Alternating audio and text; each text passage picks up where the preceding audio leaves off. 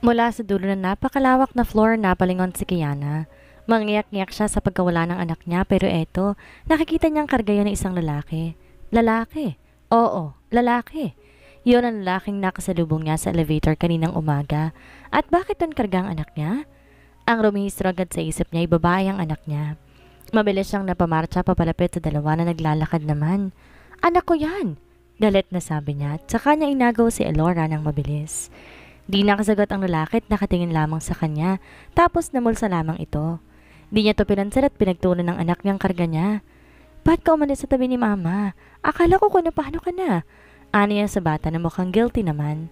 Sorry po mama, di naman po ako sasakay sa elevator eh. Akala ko po may classroom din kasi may pinto.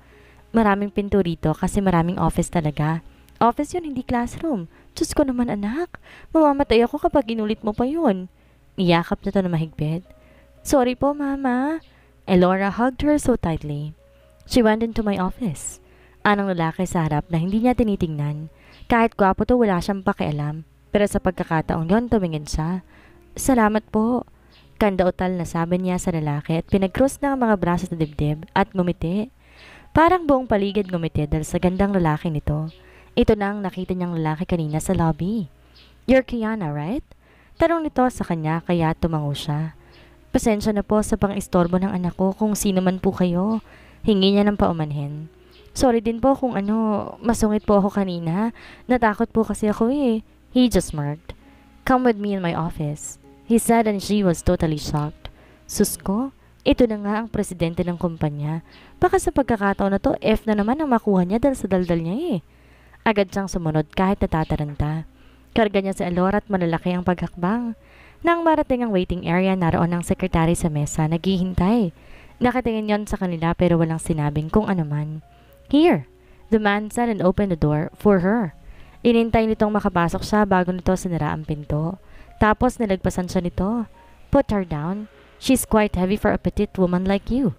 Walanjo, napintasan pa siya. Sumunod siya sa utos, walang imik. Inawakan niya ang kamay ng anak niya at lumapit sa mesa ng boss. Take a seat. Anito nang tingnan siya, matapos itong maupo sa silya. Thank you, sir.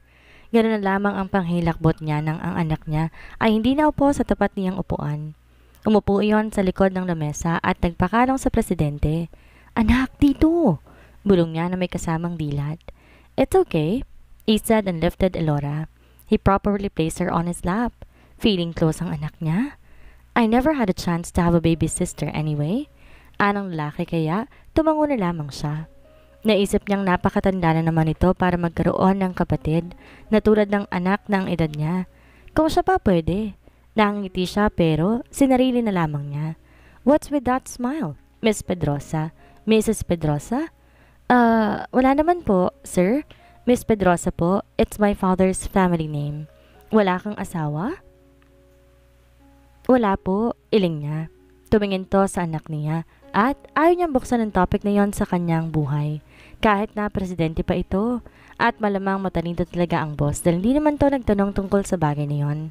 Were you wondering why I called you again? He asked her and directly looked at her. Gusto niyang umiwas ng tingin dahil nakakatanga ang kagapuhan nito pero pinipilit niyang eye contact. Yon ang sabi sa kanila. Dapat di siya magpakita ng intimidation. Actually, sir, I don't have any idea because I was marked F. About that, anitong napabuntong hininga. Sorry, tumango siya. Sino ba naman siya para humindi sa sorry nito? Imagine, boss nagsorry sa kanya? Haba buhok ni Kiana. She was my fiancé and I never asked her to do the interview. First of all, I want to meet you personally. Do you know Don Benedicto? Sunod-sunod ang naging pagtango niya, pero malungkot siyang umiti bago sumagot. Kilala niyo po siya? Siya po ang sponsor ko sa pag-aaral. Noong nakaraang taon po nakilala ko siya pero nawala din po siya. Hindi ko po alam kung paano nagpatuloy ang allowance ko kahit nawala na po siya. Pero kung nasan man po siya, sobrang nagpapasalamat po ako kasi nakarating ako sa puntong to. Kaya po nagsusumikap ako na makapagtapos para din hindi masayang ang mga gastos niya sa akin. Kahit ang sabi po ng girlfriend ninyo, wala daw po akong pag-asa dito dahil mababa daw po ang marka ko. Matapat niyang sabi dito, kaya naman napatitig to sa kanya. Ngumiti ito kapag kuwan at may lungkot din ang muka. Wherever he is, I am sure he is so proud of you. Anitong di sinagot ang sinabi niya patungkol sa girlfriend nitong matapobre. Don Benedicto is my father. Nanlaki ang mata niya sa sinabi nito. Papa niyo po si Lolo Ben? Tanong naman ni Elora kaya sinitsit niya ang anak. It's okay, let her talk. Ano man ang presidente kaya tumango siya at itinago ang labi. You know my dad? Tumango si Elora tapos ay ngumiti ang lalaki. Before he died, he said that make sure you will make it. Naku, hindi po kayo magsisisi kapag po binigyan niyo ako ng chance. Sir, hindi ko po sasayangin ng tulong kasi sobrang laki po ng utang loob ng dad ko sa inyo. Siya po ang nagtiwala sa kakayanan ko. Ang taas ng grade mo, ha? Sinulya pa nito ang profile niya. It is quite amusing for a female BSMT to have a grade like this. Thank you, sir. Well, I want you to disregard what my fiancé said. Kung ano man ang sinasabi niya, do not take it seriously and do not let it affect your determination. I'm asking sorry for her if she humiliated you, mocked you, whatever. Just continue pursuing your dream. And if I may ask, why BSMT? Medyo napalabi si Kiana sa tanong na iyon. At kahit si Elora ay napatitig sa kanya, biglang nabuhay ang kaba sa dibdib niya dahil sa mga mata ni Mr. Montenegro. Those were piercing through her soul. At doon niya napansin ang pagkakaparehas ng mata nito at ng kanyang anak. Kahit na ang kulay, binaliwala niya iyon. Ayaw niyang maalalang walang pagkakakilanlan na ama ng anak niya dahil baka mawala siya sa tamang huwisyo. I chose it because I wanted to stand out as a woman. Ani niya rito. Gusto ko po na patunayan na kaya kong trabaho ng isang lalaki, na hindi ho ako mahina at kaya kong itaguyod ang anak ko. Sa sagot niya, may hinanakit. May hugot siya dahil buong buhay niya mahina siya. Parati siyang inaapit, sinasaktan kaya ngayon gusto niyang tapatan ng lakas sa ibang tao, lalo ng lakas ng lumapastangan sa kanyang noon. That is quite deep, he commented and she nodded. This may be too personal to ask, but are you a single mom? Tumango siya. Yes, sir. Wala po akong papa. Sagot ng anak niya pero hindi yun sinaway dahil mukhang okay lang naman sa boss na nakikisawsawang bata. You haven't met him? Hindi po, Elora answered. Sorry for that, I don't want to ask anymore. We are in front of the girl. My secretary will explain to you what to do next. For now, inter-island muna kayo. I will see you one of these days. Kiana in Cagayan de Oro. You better say goodbye for now to this young girl on my lap because you will be out for days. Nakangiting sabi nito at saka tiningnan ng anak niya. Bigla naman siyang nalungkot. Papatilisan siya dahil sa sobrang saya pero nang isipin niyang iiwan niyang anak ng ilang araw, sobra yung nagpalungkot sa kanya. Is it okay if Mama leaves you for a while? Tanong nito kay Elora. She is going to earn money now. Makakakabili ka na ba ng mga gusto mo? Tumango si Elora matapos sumarap sa lalaki. Nandyan po naman si Lola. Babalik naman po si Mama. Very good girl. He snapped. You may go now. You will be my intern. Thank you, sir. Masaya niyang sabit saka siya tumayo at kinamayan ito. Binalingan niya ang anak at tinanguan. Bumaba iyon sa kandungan ng presidente. At laking gulat naman ni Kiana nang yumakap iyon sa batok nito. Bye, baby. Bye-bye po. Lumapit sa kanya si Elora at isang ngiti ang iniwan niya sa binata. Tumalikod na siya. Akay ang anak pero nag-high five na muna sila. She was wearing her most precious smile right now, unlike this morning when she walked out of this office. Napagaan ang kanyang mga paa habang siya ay naglalakad. Biglang bumukas ang pinto ng office at gano'n na lamang ang gulat niya nang marahas na humampas iyon sa pader. Tapos ay pumasok ang nagmamaktol na babae. Ang mayabang na nobya ng presidente ang dumating. Paano kaya naging magkarelasyon ng dalawa? Ay langit at lupa naman ang pagkakaiba ng ugali ng mga to. Asher! Sigaw nun matapos silang tignan ng masama. Ang sama ng tingin ng babae kay Elora. Parang galit ang babae. You are so impossible. You really chose to embarrass me for that student? Medyo napatigil siya. Siya ang tinutukoy ng babae. Bakit kaya mainit ang ulo sa kanya nun? Wala naman siyang ginagawang masama. She was just here this morning for her interview and nothing more. I just did what's right as the president of my company. Ava? Parehas lamang kayong estudyante. At kung ikaw man na nasa katayuan niya, magugustuhan mo ba ang ginawa mo sa kanya? Sagot naman ng lalaking tinawag naman ni Asher. What a very unique name. Para siyang nasa Greek myth. Thank you. She bent so, thankful that a man as rich as him defends her. Lika na anak. Masamang nakinig sa away ng matanda? Aniya pa kaya lang tumango na si Elora. Pero bago sila tuluyang nakalabas ay lumingon ito at kumaway. Napapikit si Asher dahil ayaw tumigil ni Ava sa pagtalak. Sanay na siya sa pagiging mabunganga nito, pero pinapakilaman na nito ang mga nagiging desisyon niya, lalo na sa trabaho. What did you accept her? Answer me. Galit na tanong ni Ava sabay sampal sa mesa niya. Nagmulat siya ng mga mata at kaswal lamang ang reaksyon niya nang tingnan ng girlfriend. Why wouldn't I, Ava? Balik tanong niya at hindi ito agad nakaimik. I see no reason to accept her. Besides, kaya ako binili ang university nila dahil sa mga scholars ni Dad. It was his wish to... Bullshit! She cut her off. Puro na lang wish, wish, wish! Sana naging genie ka na lang para sa wishes ng dad mo. Napatiimbagang si Asher at ang mga mata niya na natiling nakatingin dito. Sa mukha nitong namumula sa likod ng makapal ng foundation. Nandun ang daddy mo. Nasa lalagyan ng abo. Enough! He yelled and stood up. If you can't stand my father's wishes, you are so damn free to walk out of the door. Napatigil to at tapos sumikbi. Iba ka na. Walang niya? Galit na sagot niya. Puro ka na lang iba. Ask yourself for what you're doing to me. Anong gusto mo? Tatanggapin ko na lang lahat ng mga pinagsasabi mo sa solong ama kong nabuhay sa mundong to? He was there before you, Ava. Oo, patay na siya pero malaking respeto ko sa kanya. Kaya gagawin kong lahat ng hiling niya. I would accept any person he wanted me to accept. Be thankful he never asked me to turn you down. Asher grabbed his coat angrily and walked past Ava. San ka pupunta? Umiiyak pang tanong ng babae sa takot na boses. Magpapawala ng init ng ulo. You just brought toxic to my already weary day. He grumbled as he walked out of the door. Marahas niyang kinabig ang pinto pasara tapos ay tiningnan si Violet. Parang pose ng Meralco ang sekretarya. Napapakurap sa kanya. Sabi ko po, tatawagan ko na lang si Miss Pedrosa dahil baka marinig pa ang bahagyang ninyo. Talos na soundproof ang buong office. I will be out now, Ate V. You better be, PH. She said so, he walked away.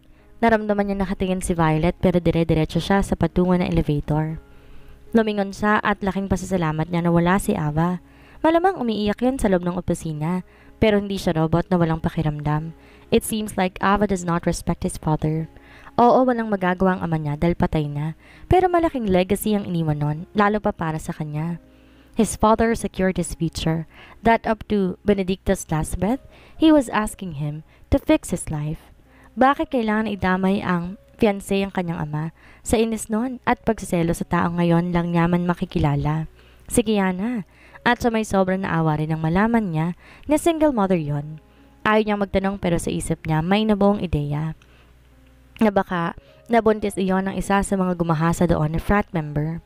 And she loves the kid so much. Nakakahinga yun ng isang rape victim na nagbuntis ay minahal ng isang bunga ng matinding kasalanan ng isang hindi kilalang lalaki. Kaya malamang paborito ng daddy niya si Kiana. There is a little Elora who relies on her mother's strength. Elora. It was a cute name. It was so unique, too. Tumuloy siya sa elevator at hindi niya inaasahan na nariyan pa ang mag-ina. Lumabas ang mga yon, galing sa may ladies' room. Tumayo ang mga yon sa may isang lift at naghihintay pang bumukas iyon. Gusto sana niyang alokin sumabay ang dalawa sa kanya, pero alam niyang di magiging maganda yon sa pakiramdam ni Ava. Kahit pa ganon ang nobya niya, gusto pa rin naman niyang bigyan iyon ng seguridad na hindi siya mambababae. Kiana timidly smiled at him but he did not smile back. Tumango lang siya at ang batang kanyang kinawayan, gamit ang mga daliri. Tumingin ang dalaga sa pinto ng elevator at di na rin siya sinundan pa ng tingin. Pero ang batay nakatitig lamang sa kanya. Doon po, Mama. Po pwede na po tayo sakay? Turo ni Elora sa elevator niya. At hindi niya na napagandaan at nakapagsalita na siya. Come, sumabay na kayo. He offered decently but Kiana just smiled. Thank you, sir, but we can wait for another elevator po. Dito na lang tayo, anak. Agad nitong baling sa anak, kaya't hindi na siya nagpumilit pa. Baka po kasi mas lalong uminit sa akin ang ulo ng girlfriend niyo, sir. Salamat po ulit. Umawang ang labi ni Asher, pero lalong uminit sa akin ang ulo. Nakapagsalita dahil sa maranang pintuan. She was right. She got it. Ramdam na ni Kiana ang mainit ang dugo ni Ava dito. Kiana was a very simple woman but that doesn't pull down her beauty. Sumandal siya sa dingding ng rig lift tapos kinuha ang smartphone sa bulsa. He opened his messaging app to chat with Lucas. Hey Lucas, kindly monitor the organization. Ayoko may mga members sa lalaki ang sasalisi sa rules natin. Baka mang-rape sila ng babae. Agad na nag-scene si Lucas kahit 1 hour ago active yon. LOL with a laughing emoji. What makes you think that our lords are defying the rules? Because I was once a lord too and I was a badass? Was with a laughing emoji again. Lalo siyang napipikon kay Lucas. Do you really have to repeat my words? Just do as I say. Look, we don't know. I just don't want to taint our organization. I don't want rape victims. Yes, boss. I will coordinate with our lords. Sa buong bansa lang naman. LOL. Siya naman ang nag-reply ng ganon. Join me. Let's bar right now. As in now? Alas 4 pa lang. Just come. Doon tayo sa dati ha? Leave what you're doing right now. You mean, leave my girlfriend here at your mansion? Kakarating ko lang para ihatid si Kiana sa ospital. Soon after you go to the hospital, I will wait for you. And remember the lords, okay? Aniya pa at sa kanya tinago ang smartphone. He was ordering his cousin and was not asking for a request. Hindi niya alam pero awang-awa siya sa sitwasyon ni Kiana at ng anak noon. Sinong masamang nilalang naman kaya ang nag-iwan ng similya at hindi mo lang naisip na makakabuo? Hindi kaya ikaw? That was dumb. Bakit naman sumagi sa isipan niyang ganon? Well, dahil ganon din siya dati. Walang pakundangang gumamit ng babae. Walang pakialam. Pero kung may mabuntis man siya na isa sa mga recruit nila, sana'y matagal nang may lumapit sa kanya at nagpakilala. Kasi sigurado, ipaparating ng mga recruiter niya iyon. Apparently, wala namang lumapit, kaya alam niya, wala siyang nabuntis. At kung may nabuntis man siya, susustentuhan niya at magpapakaama siya. He is rich, admit it or not. He can compensate for his child's needs.